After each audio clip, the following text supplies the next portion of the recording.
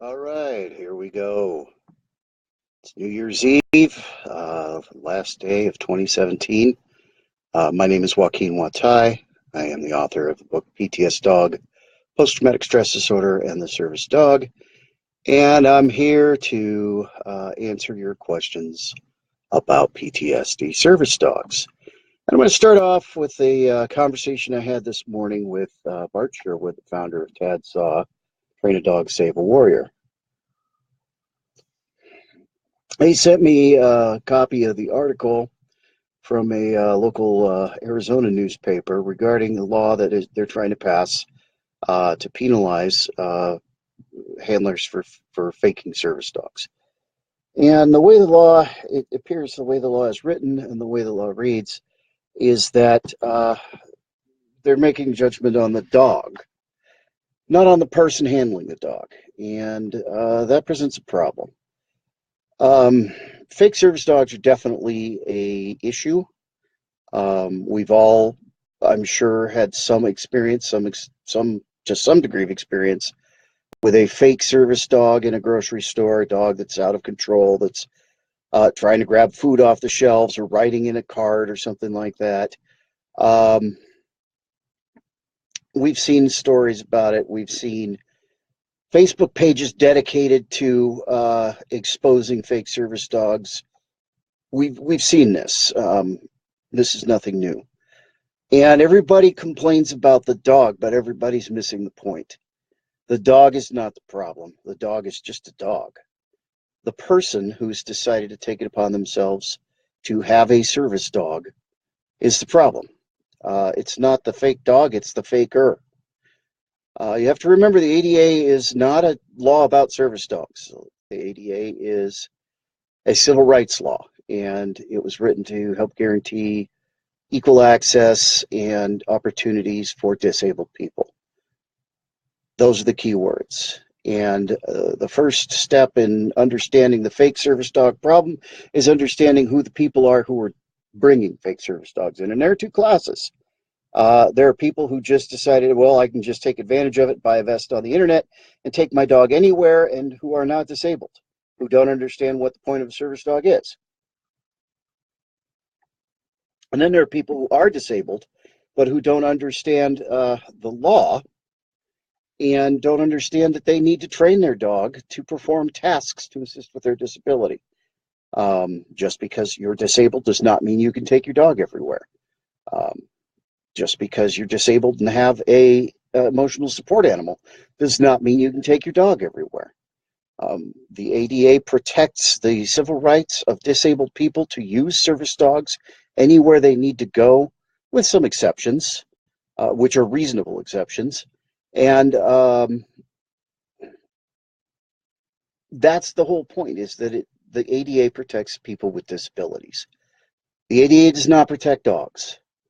And as people with disabilities who choose to handle a service dog as part of their treatment or to help alleviate their disability, we have responsibilities. The law tells us that we have to have our dog under control at all times. Well, the only way to control your dog at all times is if you train your dog. And that takes extensive training. The law says that the dog has to perform tasks specifically trained to alleviate symptoms of your disability. Again, that takes extensive training. And the law says your dog has to be housebroken. Does that mean accidents don't happen? No, absolutely not. Accidents do happen. But if you're a responsible handler and an accident does happen, first of all, you'll probably be really embarrassed. And second of all, you'll try to clean it up as quickly as possible. You'll take responsibility for it because that's what a responsible handler does. I posted a story this week about a veteran who ran into another veteran at the VA. I'm not going to disclose the location, but the veteran who I was talking to is a service dog handler and trainer. Took his dog to the VA. His dog, of course, very well behaved, very, very highly trained, and observes another veteran with two dogs, one of whom was urinating all over the hall in the VA 4 times. Guy never even stopped and looked or anything. My friend caught up with the guy later that day and asked him about it. He said, "I'm curious why you let your dog pee in the hospital. And the guy's response was, I thought we could take our pets to the VA. Face palm, double face palm, head desk. Veterans, we're creating our own problem with the VA when it comes to service dogs. Our own ignorance, our own lack of knowledge, our own lack of understanding is a big part of the problem. You know, we can't fix that problem if we don't work from within our own ranks. Please learn the law, understand what a service dog is, what they're for, and understand what it takes for a dog to be a service dog. And the number one thing it takes is that the handler of that dog is a disabled person. If you are not disabled, you do not need a service dog. Service dog is not there for fun. Service dog is not there for enjoyment. It's not there for your entertainment. Service dog is there to provide, perform trained tasks to assist his disabled handler with their disability. It's that simple. With that said, I'll get off that soapbox and open up for questions. I know there's only a few of you on right now. Hopefully we'll pick up some more, but does anybody, hi Hoppy, hello Sandy, anybody have any specific questions about service dogs or more specifically about PTSD service dogs? Okay, I had a question in the PTS dog group I'll talk about for a minute. Lady's traveling with her service dog, and he asked about taking food, a week's worth of food for her dog. That's a good question. I don't fly with Skeeter primarily because of his size. He's a big dog, and trying to get him to tuck in an airline seat is it's doable. It's absolutely possible, and if I'm forced to do it, I will. But if I can drive, even if it's all the way across country, it usually doesn't cost much more than flying, and it's more comfortable for both of us. So I never had a problem with carrying enough food or stopping on the way to buy some more food. There were some good suggestions from the group in there, and that's a big part of what the PTS dog group is about, is reaching out to our peers and asking for suggestions. So a couple of suggestions were, are there stores that carry your food where you're going? Take enough to, take enough to get through 2 days so that you can have time to run to PetSmart or whatever store you use and pick up a bag of food there. I know most brands of food have the big bags that you buy, once or twice a month. Then they have little 8 or 10 pound bags. So you can pick up hey Nia, you can pick up a small bag while you're there. You can pack the food. I had a cool suggestion. Somebody carries a ammo can, a little plastic ammo can with dog food in it. It's labeled dog food and checks it. That's a possibility. Hoppy says UPS the food to your hotel. That works. You can mail it. You can overnight mail it to your hotel. There's a million ways to get food to where you're going if you're traveling to take care of your dog. It's all about how creative you are. If you're going home to visit family, ask your family, hey mom, can we run to the pet store and pick up food when I get there? I can only carry enough for 1 day for my dog. But it's a good question because you're planning ahead. You're looking forward. And that's another thing you need to think about when you are a service dog handler is if you are traveling, what accommodations are you making for your dog? That's important. Do you take enough food? Are you carrying extra water? Do you have portable dishes? Are there medications you need to worry about for your dog? Do you have a spare leash or a spare collar? If you need it, do you have a spare harness or a vest? Some people take their gear for their dogs to the extreme and have what I would equate to a diaper bag for their service dog. I keep extra stuff for Skeeter in my truck because if I'm traveling with Skeeter, we're in my truck. So, I have a couple of collapsible bowls in there for him. I usually have a gallon Ziploc full of food stashed under the seat just in case. I always carry water. I have a 7.5 gallon water container that I keep in the bed full, or if it's a hot day and we're just working and going in and out, I'll run into the gas station and get one of the big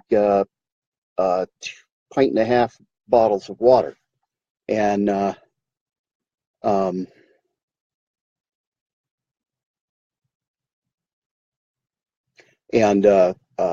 watering. So, think about that stuff when you're traveling. Okay, Nia says, are you aware that there's an amendment currently under review that changes the requirement for psychiatric service dogs?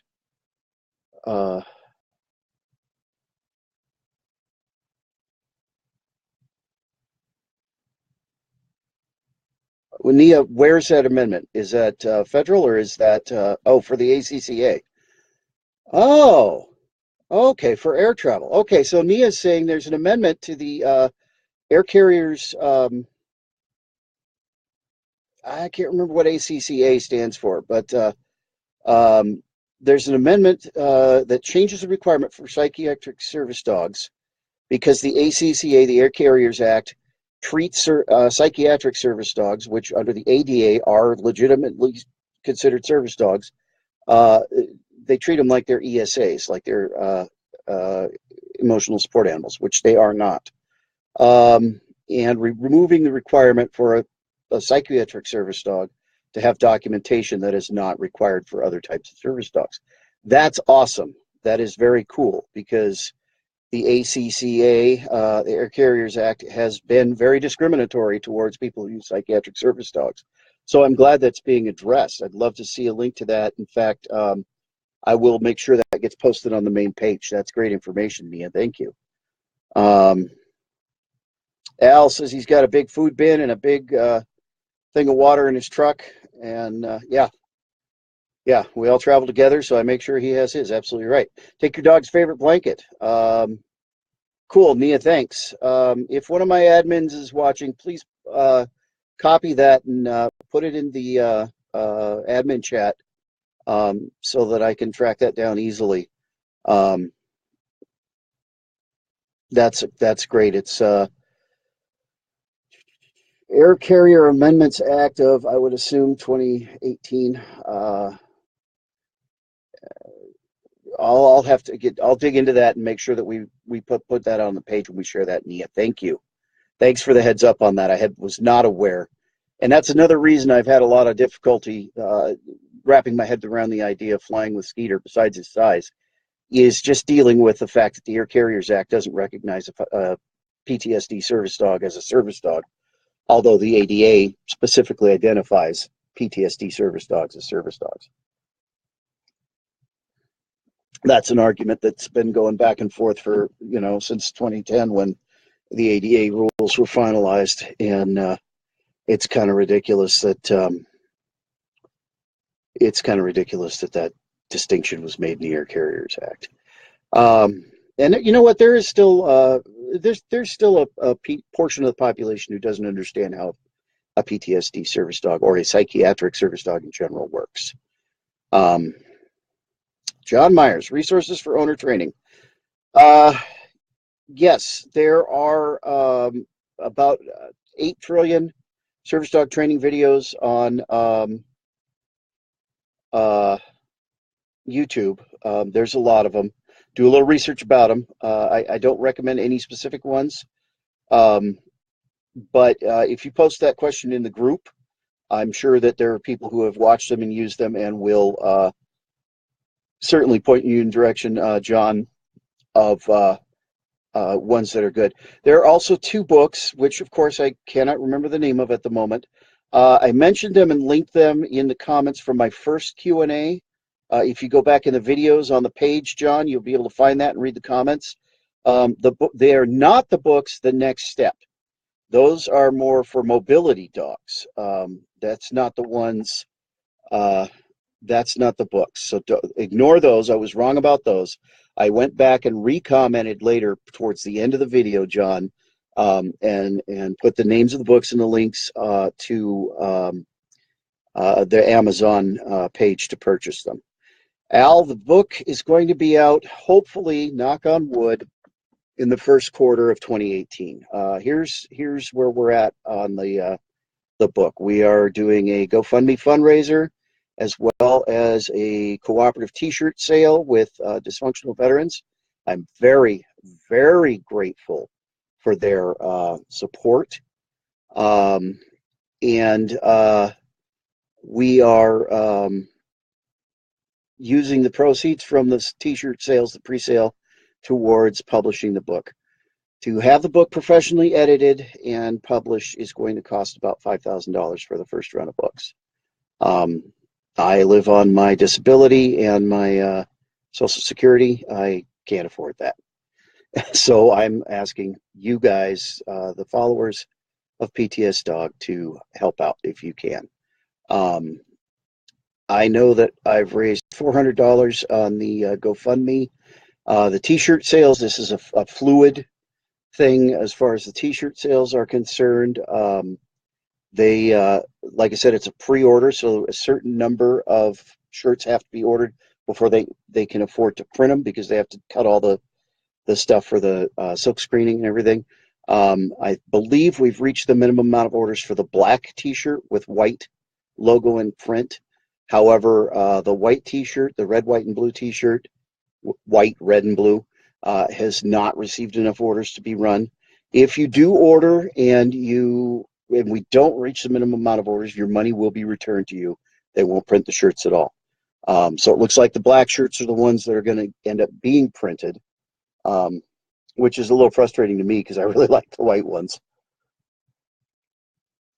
But again, all those proceeds are going to directly into the fund to print the book. As far as writing's concerned, I have some nips and tucks here and there. Honestly, I think I'll be ready to send the book to an editor, with me being happy with it, roughly in about a week to a week and a half. It's that close, and I'm really, really nervous about it, to be honest. This has been a labor of love that's taken up a little more a year of my time. I've crossed the country 5 times in the pursuit of this book. Gone everywhere from Oregon, Washington, all the way to Cincinnati, Ohio. I never did get to my interview in Pennsylvania because I got stopped by a snowstorm last spring. I've been as far south as Louisiana and Texas. I've been all over the country doing interviews to put this book together.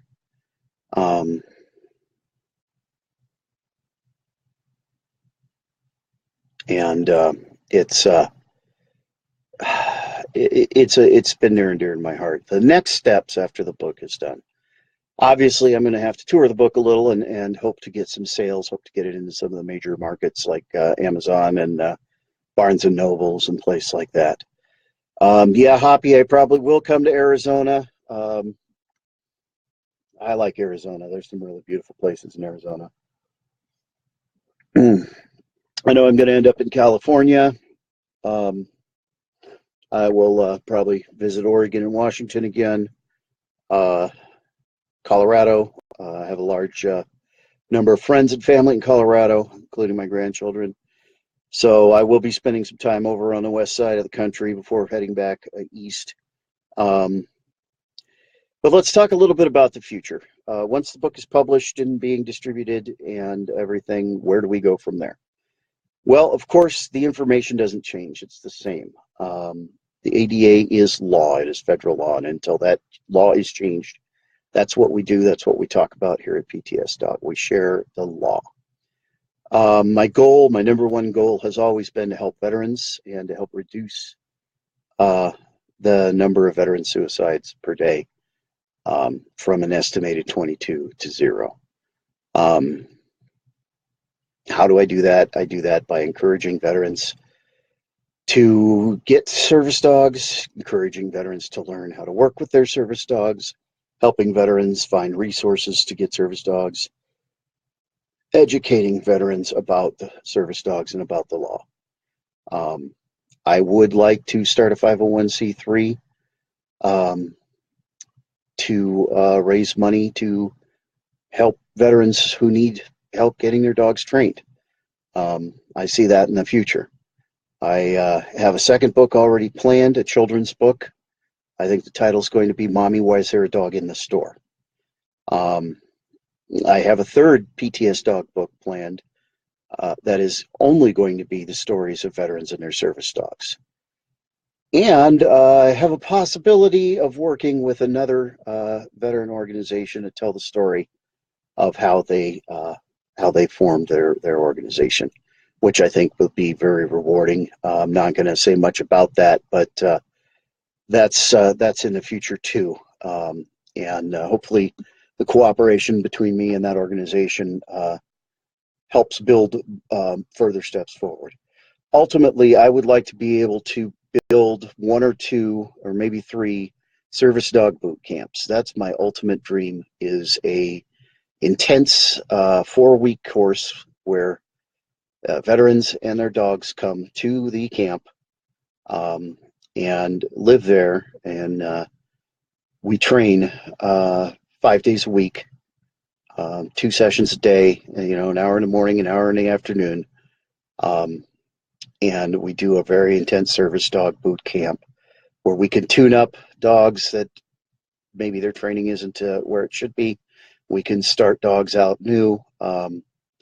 We can and do everything in between. Ideally, ultimately, I think that's my dream, is to build service dog boot camps throughout the country. I think it's something that's very much needed. We will focus solely on cooperative training and primarily on positive reinforcement training, and really build the understanding of what it is to handle a PTSD service dog. That's my dream. That's something. If I'm able to build one before I'm called back to Valhalla, fantastic. If I'm able to build 5, even better. But my bottom line, my ultimate goal, is to help veterans. That's rule number 1: help veterans. I want to talk a little bit about handling a PTSD service dog, and why I'm so adamant that cooperative or self-training is the best way to go. And I know we've said this all before, but I have discussions with people in the industry, and new ideas come up. And like I said, I had a conversation with Bart Sherwood from TADSAW this morning, and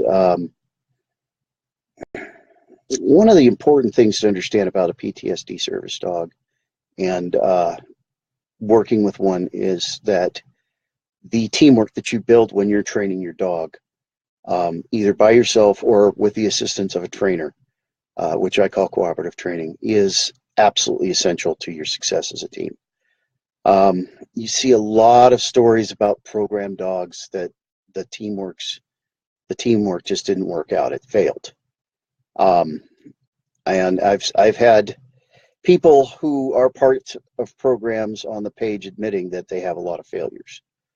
And the reason is real simple. When somebody else trains your dog and you get what boils down to a 2-week crash course in how to handle a service dog, neither you or the dog have the opportunity to learn each other. A third party cannot simulate a PTSD meltdown where you have a panic attack or you have a rage attack, where you could kick into fight or flight. You can't fake that. The dog needs to be able to pick up on its handler's moods and what's going on, on their pulse rate, on the tone of their voice, on the pitch of their voice. And part of the partnership built with cooperative training is that as you and the dog grow together, as you're taking the dog from either a baby or a very young dog and training them through their maturing period, that dog learns you, learns your moods, learns your reactions, learns your response, and you learn how the dog reacts to those. And the dog's natural reaction to your actions is what you pick up on and shape into trained tasks that the dog can perform to interrupt your psychological progression before stressing events become triggers. because once you pull the trigger, there's a set result. You pull a trigger, a round goes down range, and something gets destroyed.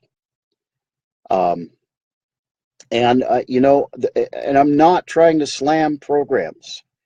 There are hundreds, maybe thousands of fantastic nonprofit programs out there who are doing everything they can to train wonderful dogs for veterans for little or no cost. And that's wonderful, but they're missing the point of a psychological service dog and of a PTSD service dog specifically. The bond you form with your dog is absolutely essential to the success of a team. If you and your dog do not, I don't know how to describe it. Skeeter is my right hand. We're joined to the hip. He knows my moods better than I do. He knows when to intervene because I'm getting upset or when I'm joking. Probably better than I do.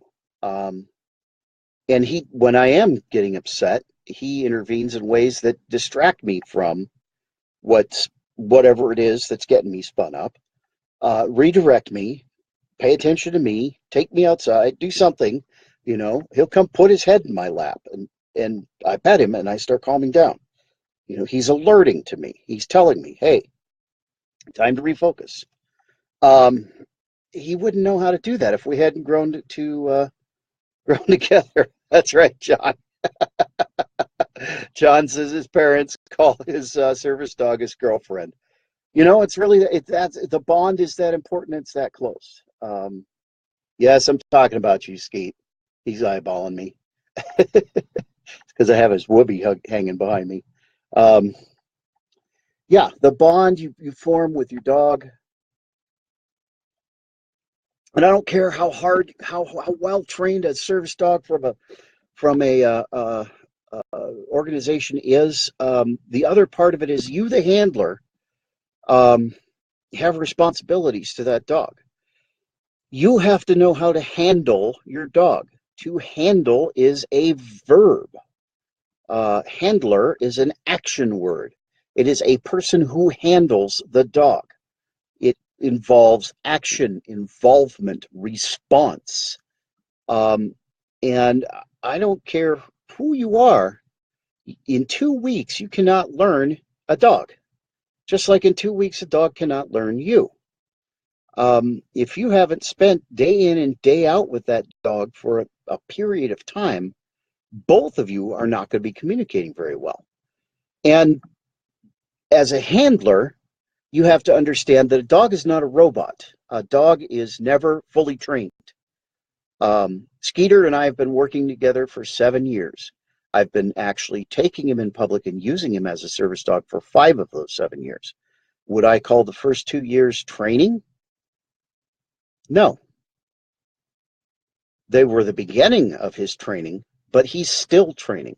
There are still instances where I have to step in because I'm picking up on his responses and his behavior, and I have to redirect him or reshape him because he's a dog. And just like people, dogs forget things. Dogs learn differently, each individual dog. And as a handler, it's your responsibility, being the active participant in the pairing, to understand what your dog's saying to you to the best of your ability, and to, if it begins to become undesirable behavior, to redirect that, to train it, to work it out. If you don't know how to do that, all the training in the world for that dog's not going to make a difference. Because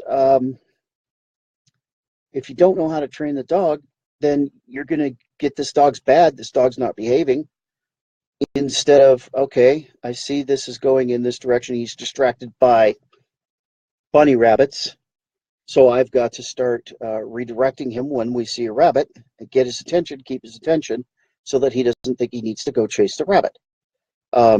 It's a continuous process.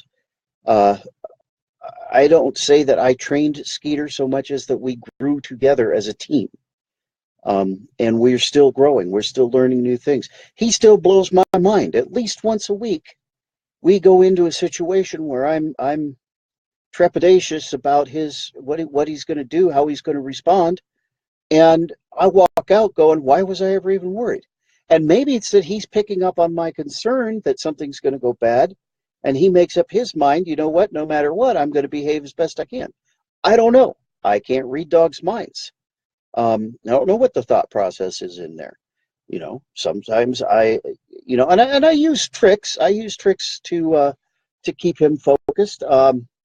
We have treat days and non-treat days. There are a lot of days when we go to work and I don't have treats with me. He doesn't need treats to do his job. There are days when I make sure I have a pocket full of training treats. Not because I think he won't do his job without them, but because when he does do his job, why not reward him? And keeping it random doesn't give him the option to decide, well, I can behave today and not tomorrow. Or, because he has treats today, so I have to behave, but I don't have to worry about it if he doesn't have treats. If it's random, if he never knows when I'm going to have treats or not, then he'll always perform as though I have treats because he always wants treats. Skeeter's a very treat-driven dog. Training him wasn't that difficult because he's really food-driven. Then I had to figure out what treats he liked better than things like, bread on the shelf at the grocery store.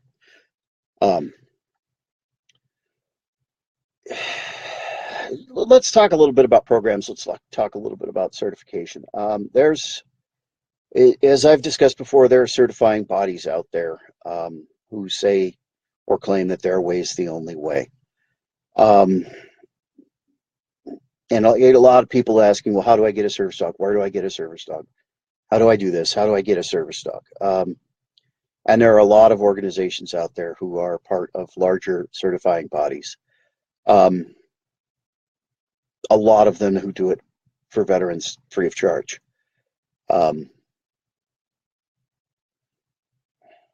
If you want to use one of these organizations, if that's the route you feel you need to take, by all means, you do what you need to do. But please be very wary of any organization that tells you this is the only way. Ours is the only way. Only our dogs that are certified by our trainers are real service dogs. That should be a big red flag to you. Anybody who tells you this is the only way to do it, please turn around and walk away. There is not one way to train a dog. There are some ways that are more beneficial to all parties involved than others. There is not one way for a dog to task.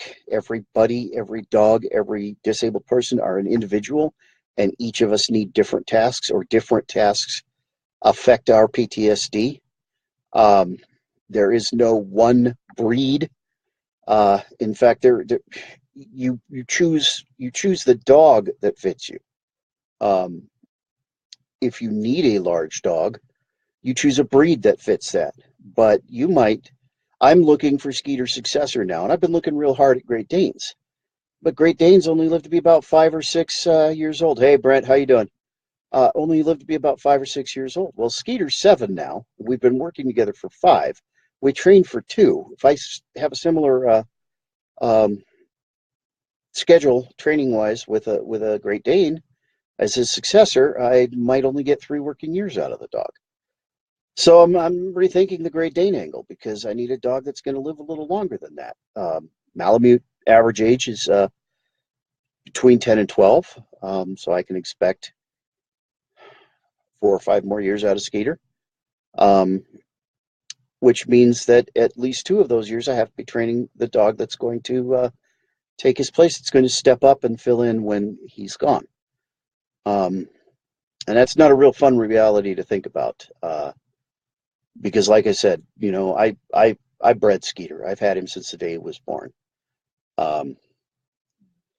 Hoppy, I need a dog. I'm getting older and my back ain't getting any better. I need a dog that's strong enough to be able to brace me and do more mobility than even Skeeter does. And as much as I love some of the smaller breeds, I'd love to have a really cool bully. any bully breed. I really would. But I need a dog that's strong enough that I can use the dog instead of a cane. Um, and which means I need a dog at least 100 pounds or bigger. And Skeeter's perfect weight wise as far as the ratios and everything are concerned. He's more than strong enough to help me out. He's about 2 inches too short for me to be able to put my hand on his shoulder when I need a brace. Um, so the other one I'm looking at is the possibility of a European line Rottweiler, one of the big brutes that gets up in the 150-pound range. Um, they stand a little taller. They have the physical strength. I'm also considering a Newfoundland. I don't know. Drawback of large breed dogs is they don't live very long. And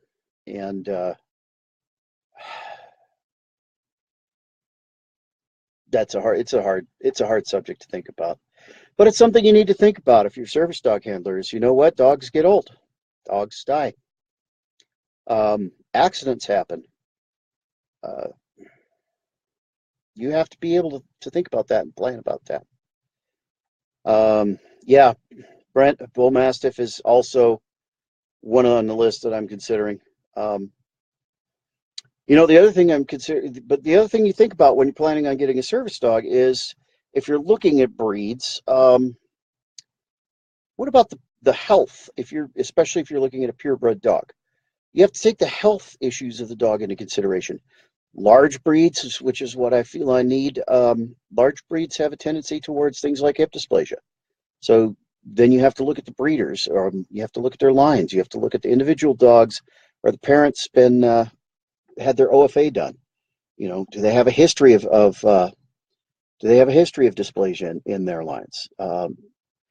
Large breeds have macular degeneration. They lose their eyesight, congenital heart failure. You have to look at common medical things. My roommate has a golden retriever. She's a wonderful dog. She has chronic ear infections, and that's pretty common in Goldens from what I've read up on. I have a friend who has an English Mastiff, and she's a beautiful dog, and she gets chronic yeast infections, and that's just a breed thing with the English Mastiff. You have to research your breeder. Are they line breeding, which is inbreeding, or do they make sure they keep their lines fresh and that they get outside dogs who are also not line bred? It's a big decision. It's not, I got the PTSD. I think I'm going to get me a service dog. That's not how it works. Service dogs, a big decision. It's a lifestyle change. You have to be prepared to take your dog everywhere you go because the dog can't be effective and do its job. And you probably don't need it if you don't take it everywhere you go. So you have to be prepared to deal with the public, taking your dog everywhere you go. You have to be prepared to deal with businesses and people who don't understand the law and think that they could tell you what you need to do because you walked in with a dog. You have to be prepared for emergencies. You have to be prepared for things. There was a lady in New Mexico, I think, in Albuquerque, who had her service dog stolen from her. You got to be prepared for those kind of things to happen. And not only that, but you have to be prepared for the fact that you're going to have a leash in your hand and 4 legs on the floor next to you for the rest of that dog's life, or a considerable portion thereof. Service dog is not the solution for everybody, but I certainly encourage everybody to investigate it if they're suffering from PTSD and are looking for solutions other than taking the zombie cocktail of drugs that the VA throws at you, or doctors if you're a civilian. I'm going to talk a little bit about a discussion I had with Travis Stickvet Landchild, because it really rings to me. It really rings true. Travis says the PTSD service dog is the only treatment that treats the veteran. Think about that for a minute. When you take drugs to deal with your PTSD, what are they treating? They're treating the symptoms. Oh, you have panic attacks. Here, take this. Oh, you have rage attacks. Well, here you take this. And they sprinkle drugs at you to control your symptoms. PTSD service dog is completely different. The PTSD service dog and the handler create a cooperative team environment where they work together as a team to find ways to prevent the veteran from getting to the panic attack, rage attack, you know, whatever your symptoms are. They work together as a team, and because you're forced to do the introspection you need to do to train the dog what to respond to, what to look for, and two, because you then invest the time in training the dog to perform tasks that will get you out of that headspace where you're getting upset, getting angry, panicky, whatever. You build a system wherein you begin to grow. And I'd say for myself, my needs with Skeeter have changed. When I started training Skeeter, I needed a dog that was going to be strong-willed and insistent enough, assertive enough to intervene with my panic and my rage. Now I'm at a point where, working with Skeeter, I don't have panic and rage attacks very often, almost not at all. Because when I start getting to that point, when he feels my emotional levels starting to ramp up, he intervenes. He alerts me. He gets my attention. He refocuses me away from whatever it is that's stressing me and back on him.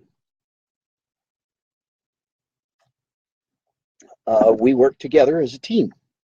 And that's progress. It's growth. It's healing. How many people can say who are on the zombie drugs, well, I haven't had a panic attack or I haven't had a rage attack? I know when I was on all those drugs, I still had panic attacks and rage attacks. I couldn't go grocery shopping. I couldn't make it 15 feet into the store. The drugs didn't have any effect on that. They didn't stop it from being a trigger. But Skeeter has. And so, think about that. Think about the idea that the service dog is the only treatment that focuses on the veteran rather than on their symptoms. That's a pretty poignant thought, and I couldn't agree more with Travis on that. I think that's a really brilliant idea, and it's something that we're going to pursue in discussion in the book.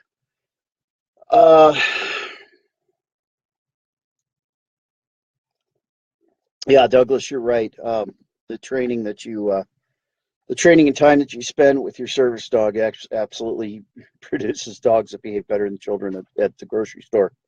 There was a meme running around. I think I posted it on the page a few weeks back. Showed a picture of a service dog in the foreground looking at its handler, and kids climbing in and out of the shelves in a grocery store. And the caption was, "Take your wild, unbehaved, feral children into the grocery store and nobody bats an eye, but take a highly trained service dog in and everybody freaks out." That's exactly the way it is. You got children running around screaming, screeching, and nobody says a thing. You have a dog who's very quiet and calm and obviously well trained at your side, and everybody in the world freaks out. Oh my God, there's a dog. That's exactly how it is. And it's really frustrating. And that's another part of what the book is about, is breaking the stigma about a dog at a person's side.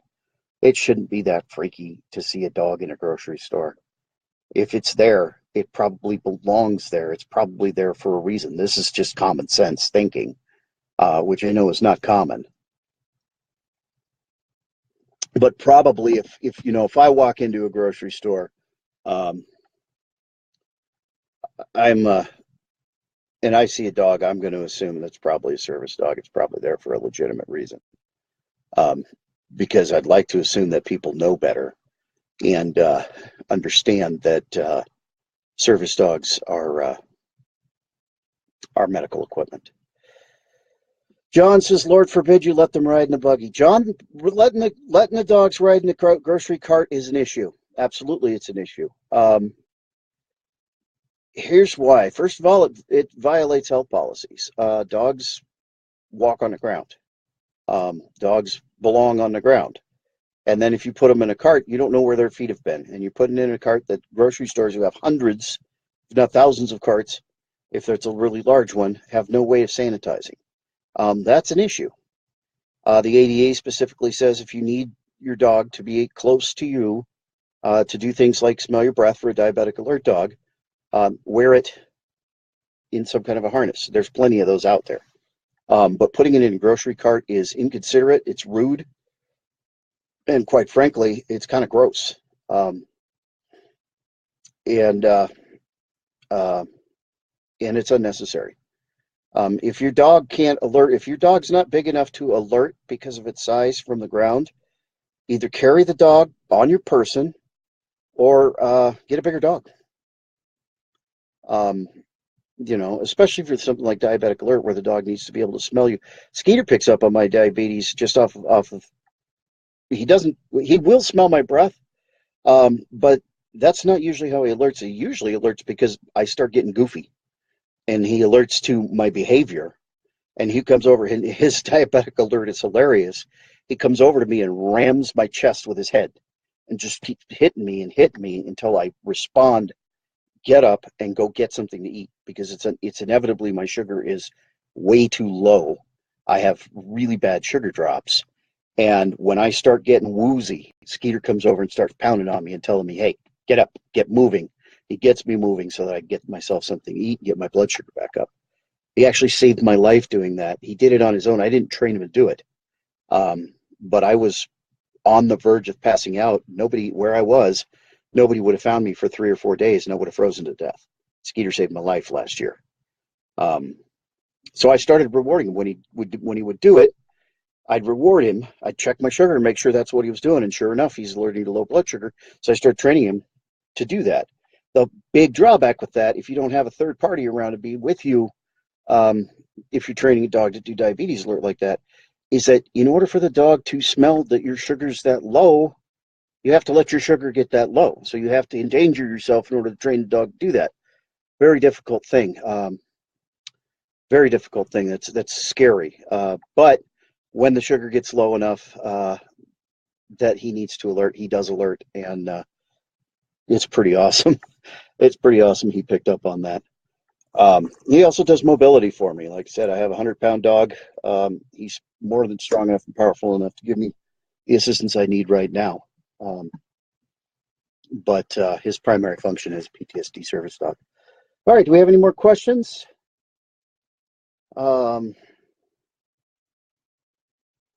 Let's talk a little bit about the year to come. Obviously, I've got admins joining my team to help run the page, and there's a couple reasons for that. First of all, number one goal of PTS Dog is to help veterans, period, end of story. That's what we do. And in order to be there to respond should somebody reach out for help, I need more than just me. So I'm building a team of admins to do that. That's cool. That's a cool task, Sandy. The only thing Skeeter will retrieve is the blanket off the bed so that he can snuggle on it. So the page is growing, the community is growing with the express intent of helping vets. How do we help vets? There's a lot of things we can do. First of all, I get 35, 40 questions a week. How do I get a service dog? Where do I go? I need help with training. We help find resources. That's one of the things we do. We've had people actually reach out real time who are having access issues and ask for advice and help. We were actually able to help a veteran overcome an access issue with a hotel in real time, and at the same time procure him accommodations at a nearby hotel if he was unable to resolve the issue with the hotel he was being refused access at. That's only because I had an admin team who was able to pick up the phone and make some calls and move things forward. Also, going to be traveling to promote the book. So I can't run the Facebook page from behind the wheel of a pickup truck very well. So building an admin team so that they can take care of the page while I go out there and market. Ultimately, like I said, my ultimate goal is build service dog boot camps. That's going to take a lot of support from the community. And in order to have a community large enough to get that support, we're going to have a team to back them up. So please do do encourage people to join the page, like the page, follow the page, and join the discussion. If you're not a member of the PTS Dog group, please join the group. It's open for anybody, open to discussion.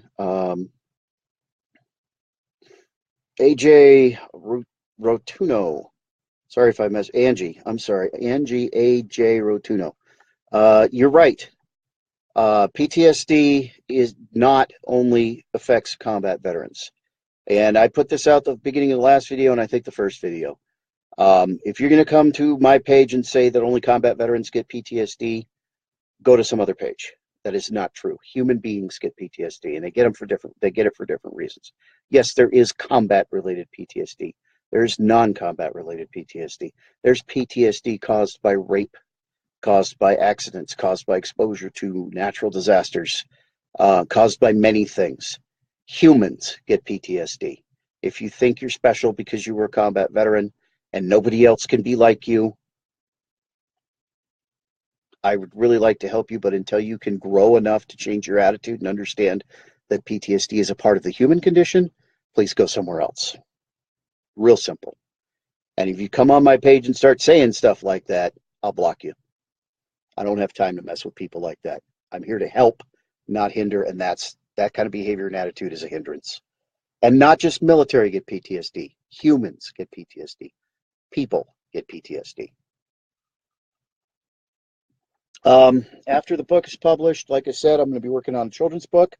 I have one artist, the brilliant gentleman who designed my logo. I'll talk to him. I don't know if he's the type of artist who would be able to illustrate a children's book or not, but I have a couple other avenues, a couple of artists that I might work with. I have one in specific who's already done their own children's book. So I might reach out to that person, and but I'm hoping to be able to put out a children's book next fall. Obviously, the writing is going to be a little bit different than the focus in writing for the first book. As far as the third book is concerned, a lot of my source material is already here on the page. It's you, my followers, who I will be reaching out to and asking if you would like to share your individual story. I'm not looking for, this is what happened to me and why I have PTSD. I'm looking for, once I got my service dog, this is where I've come from there. That's the story I want to tell. And that's all the book will be about, is individual stories and pictures of them with their service dogs doing whatever they do. Like I said, I'm going to be working on hopefully working on the story of another veteran organization, a nonprofit, and how that came about. That's something I'm real excited about. I need to sit down and talk with the folks at that organization and solidify something. I think if that comes to be, that's going to be something really powerful, and I'm really excited about that prospect. I'm so excited about it. I want to put down this book, but I have to finish this book before I can worry about that project. And like I said, ultimate goal is a PTSD service dog training camp, service dog boot camp. I do have some connections in Australia who are very interested in the work I'm doing here, Australia and New Zealand. There may be a Australian/New Zealand version of the book. I have to refine my contacts there and talk about the differences in law and how we can change the chapters in order to address their law. This book is specifically written from an American perspective as far as the law is concerned. I also am looking at, and I know there's a couple of Canadian handlers on my page. If you see this, get a hold of me. I'd like to include Canada's version of the law because I know that Canada has very specific and very different um, requirements as far as service dogs go according to Canadian law. So I definitely would like to address that. But the thing that doesn't change is the effect that the dog has with their handler. That's universal.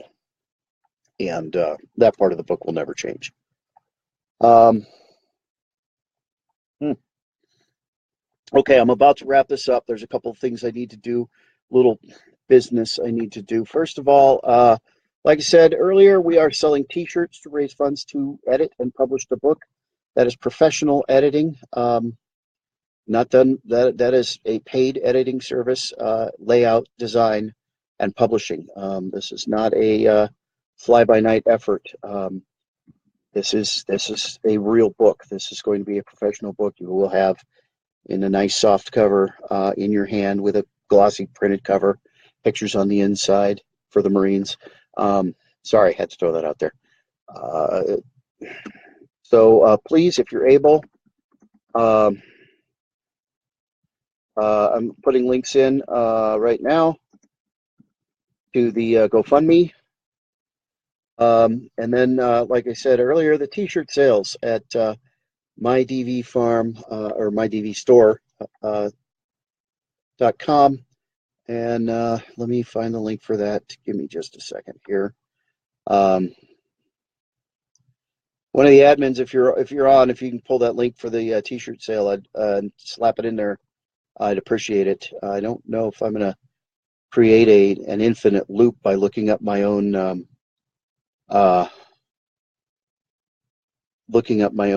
page while I'm broadcasting. I might crash the whole internet. That would be crazy. There we go. There it is. Let me drop this link in. You can still pre-order T-shirts until January 5th. Payday for a lot of us was yesterday. Some of us is on the 3rd. So please, if you're able, order a T-shirt. David Livergood, contact the page after the video's done. We'll talk about what your needs are and where we may be able to find you some help.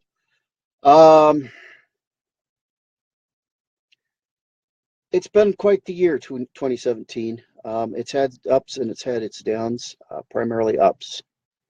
I've gotten a lot done. I've traveled a lot of miles this year, and I couldn't have done any of it without the support of the followers of PTS Dog. I'm really grateful to all of you for all that you've done. I need to say a very special thank you to dysfunctional veterans.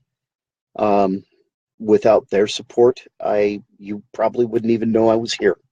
I also need to give the same shout out to disgruntled vets. They have done an immense amount to support me, from putting me on the radio show for both groups to me being their go-to resource when somebody comes on the page and asks questions about service dogs. Thank you very much for recognizing my hard work. Thank you very much for recommending me to other people. You'll never know how much that means. It's meant a lot. And with your support, I'm hoping together, cooperatively, we're able to get some programs moving forward that will really positively affect the veteran world and start reducing the number of veteran suicides. With that, Happy New Year, friends, brothers, and sisters. I'm grateful for all of you. Doug, yeah, it's on the page. If you can message the page, I'll give you my number, or even better, Doug, be glad to talk to you on Messenger. We can do a Messenger call, probably easiest, but message the page. If you go to the page, there's a blue button at the top of the bar underneath the picture that says message. Just click that, and we'll talk there offline. Happy New Year, everybody. Please be very safe. Be careful out there. Don't drink and drive. If you do choose to drink, find a designated driver or take a taxi cab. Please do not be the reason that we have to have a safety brief standing in front of the first sergeant come Monday morning. Thank you guys. It's been quite a year, and I'm really looking forward to what 2018 has to offer. We will see you in 2 weeks for the first Q&A live of 2018, and I look forward to it. Be safe and have a happy new year.